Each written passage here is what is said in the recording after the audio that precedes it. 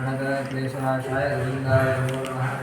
सर्वमङ्गलमाङ्गल्ये शिवे सर्वार्थसाधके शरण्ये त्र्यम्बके गौरी नारायणी नमोस्तुते ಶ್ರೀ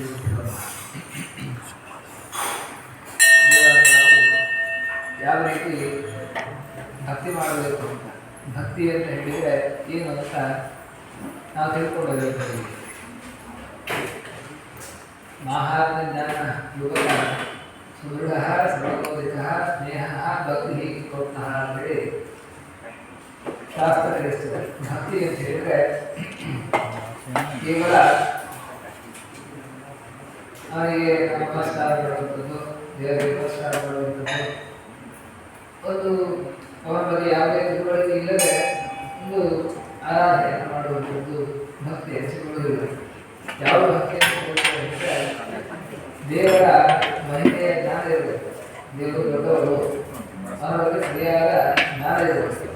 ಆ ಜ್ಞಾನ ಇಟ್ಟು ಆ ಮೂಲಕ ಅವರಲ್ಲಿ ವಿಶೇಷವಾದಂತಹ ಸ್ನೇಹವನ್ನು ಮಾಡಬೇಕು. ನಾವು ಅಷ್ಟೇ ನಮ್ಮಲ್ಲಿ ನಮ್ಮ ಸುತ್ತಮುತ್ತ ಇರುವವರ ಬಗ್ಗೆ ನಾವು ಅವರಲ್ಲಿ ನಾವು ಸ್ನೇಹವನ್ನು ಮಾಡ್ತೇವೆ. ನಮ್ಮ ತಂದೆ ತಾಯಿಗಳಾಗಿರ್ಬೋದು, ಬಂಧು ಮಿತ್ರಗಳಾಗಿರ್ಬೋದು, ಅವರೆಲ್ಲರಿಗೆ ಕೂಡ ನಾವು ಸ್ನೇಹವನ್ನು ಮಾಡ್ತೇವೆ. ಅದೇ ರೀತಿಯಾದ ಸ್ನೇಹವನ್ನು ನಾವು ದೇವರಲ್ಲಿ ಮಾಡಬಾರದು.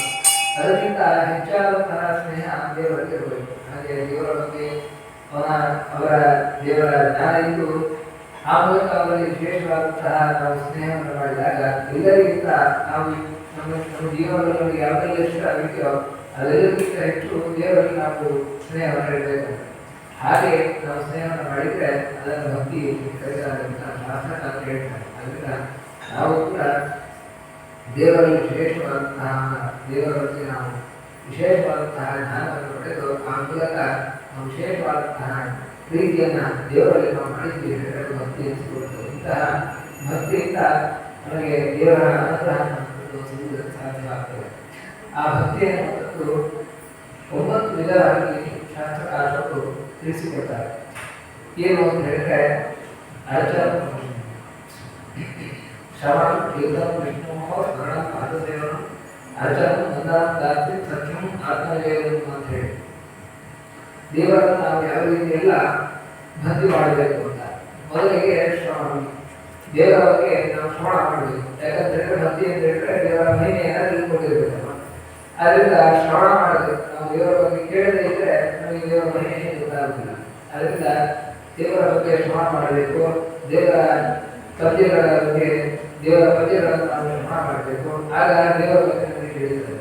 ಮೊದಲು ಶ್ರವಣ ಮಾಡಬೇಕು. ನಾವು ಯಾವಾಗ ನಮಗೆ ಕೇಳುವುದಕ್ಕೆ ಇಂಟ್ರೆಸ್ಟ್ ಇರುವುದಿಲ್ಲ ಆಗ ನಾವು ದೇವರ ಮೊದಲ ಸ್ಟೆಪ್ಪನ್ನೇ ನಾವು ಬಿಟ್ಟಾಗಿ ನಾವು ದೇವರನ್ನ ಹಿಡಿಯಬೇಕು ಅಂತ ಹೇಳಿ ಹೊರಟಿದ್ದೇವೆ. ಅದರ ಮೊದಲ ಸ್ಟೆಪ್ ಯಾವುದು ಅಂತ ಹೇಳಿದ್ರೆ ದೇವರ ನಾವು ಕೇಳುವಂಥದ್ದು. ಅದರ ಮೊದಲಿಗೆ ದೇವರ ಬಗ್ಗೆ ದೇವರ ಮಹಿಮೆಯ ಬಗ್ಗೆ ನಾವು ಮಾಡಬೇಕು. ಅದರಿಂದ ಎಲ್ಲಿ ದೇವರ ಬಗ್ಗೆ ಅಥವಾ ಧರ್ಮದ ಬಗ್ಗೆ ಯಾರು ಹೇಳ್ತಾರೆ ಅಥವಾ ಎಲ್ಲಿ ನಮಗೆ ಕೇಳುವ ಅವಕಾಶ ಉಂಟು ಅಂದರೆ ನಾವು ಸದುಪಯೋಗವನ್ನು ಬಳಸಿಕೊಳ್ತೇವೆ. ಅದರಿಂದ ಶ್ರವಣ, ಮೊದಲಿಗೆ ದೇವರ ಬಗ್ಗೆ ಶ್ರವಣವನ್ನು ಮಾಡಬೇಕು. ಆಮೇಲೆ ಕೀರ್ತನ, ಶ್ರವಣವನ್ನು ಮಾಡಿದರೆ ಮಾತ್ರ ಸಾಕಾಗಿಲ್ಲ. ಆ ಶ್ರವಣವನ್ನು ಮಾಡಿ ನಮ್ಮ ಬಾಯಿಯನ್ನು ಕೂಡ ನಾವು ಅದನ್ನು ಹೇಳಬೇಕು, ಇನ್ನೊಬ್ಬರಿಗೆ ನಾವು ತಿಳಿಸಿಕೊಡ್ಬೇಕು. ಮತ್ತೆ ದೇವರ ಪದ್ಯವನ್ನು ನಾನೇ ಕೀರ್ತನೆಯನ್ನು ಮಾಡಬೇಕು. ಹೀಗೆ ಮಾಡುವಂಥದ್ದು ಎರಡನೇ ರೀತಿಯ ಭಕ್ತಿ ಅನಿಸಿಕೊಳ್ತಾರೆ.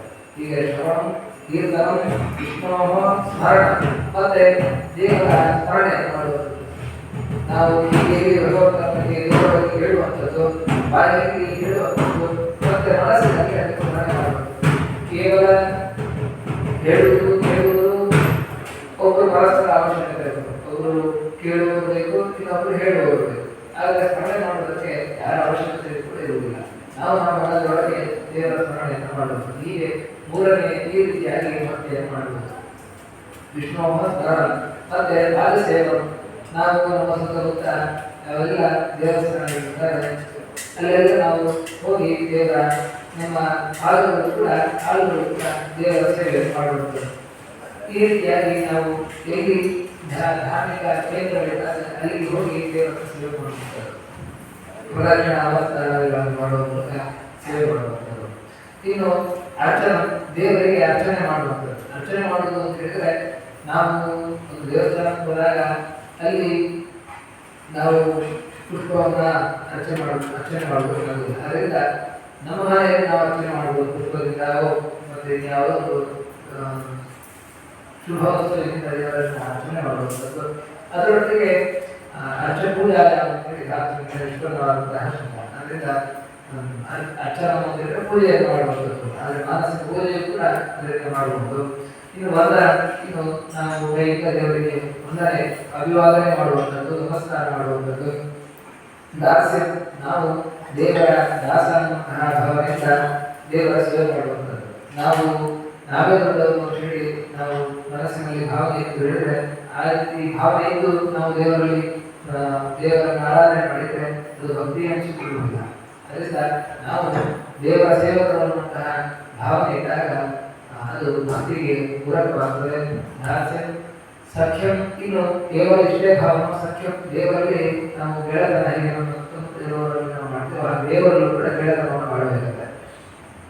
ಯಾಕೆಂತಂದ್ರೆ ದೇವರನ್ನು ಅವನು ಸದಾ ರಕ್ಷಣೆ ಮಾಡ್ತಾನೆ. ಅದರಿಂದ ಅವನನ್ನು ಗೆಳೆಯನಾಗಿ ನಾವು ಕಾಣ್ತಾ ಹೇಗೆ ನಮ್ಮ ಗೆಳೆಯರೊಟ್ಟಿಗೆ ಆಡಬೇಕು ಹಾಗೆ ಮಾಡಿರಬೇಕು.